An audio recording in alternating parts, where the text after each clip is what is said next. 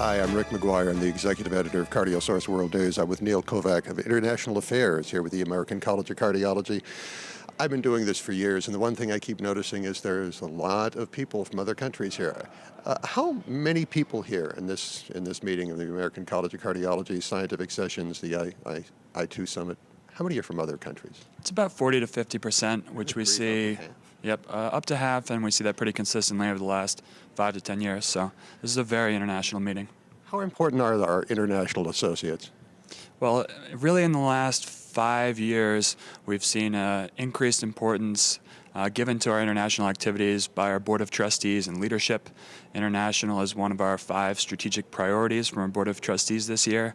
And we've had international members for, since the inception of the college 60 plus years ago. But we've really seen in the last 5 to 10 years growth in our international activities, where now we have over 5,000 international members. We had 18% international membership growth last year. And something very exciting over the last couple of years is we started to form chapters of the ACC internationally. So a chapter is a group of leadership usually associated with the society of the country that gets the blessing of that society to affiliate with the ACC, and it allows our members in different countries around the world to work with us on educational partnerships, joint sessions, quality work, and we've seen that really blossom over the last couple of years, and it's been a great success story for the college. So how many chapters do we have now? We will soon be signing up our 20th chapter, and just at the beginning of last year we had only 10. Only 3 years ago we had none. So it's something that societies around the world are very excited about. It really allows us to work together in a more formal fashion, and it allows the ACC to take our educational activities, our registries, our patient education, CardioSmart activities, and have a really solid network of countries from across all of the continents around the world, and create, really maximize the global impact of our activities and allow us to take the amazing things that different societies around the world are doing, whether that be in the UK or in China or Brazil, and work together and take the things we're both, our collective strengths, and make a collective impact. In terms of like the first 10 who now have had the most experience with being a chapter, what do you think they've gotten from it? What feedback have you gotten from these folks in terms of this really works? Yep. Well, I think one thing is that it allows them to increase even more the value that they deliver to their members. And we've taken some, I guess I could point out a couple examples. Brazil is one of our strongest chapters for sure. And this year, actually just on May 19th and 20th, we'll be taking our New York Cardiovascular Symposium that Dr. Valentin Fuster does every year around Christmas in New York.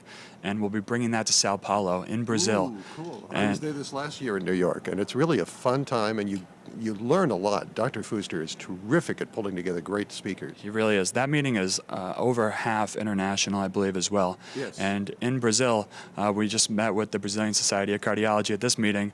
They said that they haven't even done their direct mailings yet. They were anticipating 1,000 cardiologists to attend. They already have 1,500 signed up. So they're thinking there may be 2,000 or 3,000 Brazilian cardiologists and cardiologists from the other countries where we have chapters, Argentina, Chile, and the surrounding countries as well. So that's a great success story and one we're hoping to replicate.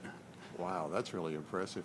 What's the process? If there's a country that thinks, hey, we've got a cardiologist, let's see if we can get a chapter going. Right. What do they do?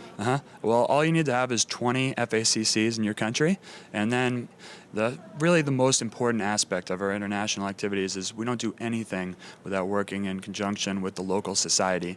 So we just require a letter from the president of the local society that says that they approve the formation of the chapter, and then we send our leadership to that country to formally launch the chapter.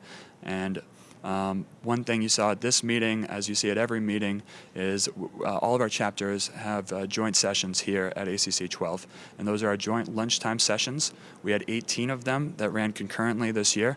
I ran from one to one to one, and they were all well attended. It covers all of our learning pathways, and it's the scientific exchange in these sessions is really tremendous. And it's something that we'll continue to expand upon, where with our chapter growth, it's going to be a challenge for us to fit all of these amazing joint sessions into the scientific program at our meeting, which I think is exciting. Well, and already in the last few years, the number of people who are contributing to our journals, papers, and getting them published has skyrocketed for international scientists. So it is so nice to hear this. And I would really like to encourage you to find out more about this. Some more information is available on CardioSource, isn't it? Absolutely. Cardiosource.org/international. Very good. We just revamped our site. It's looking really good. We see great traffic. We have our own international newsletter for our members.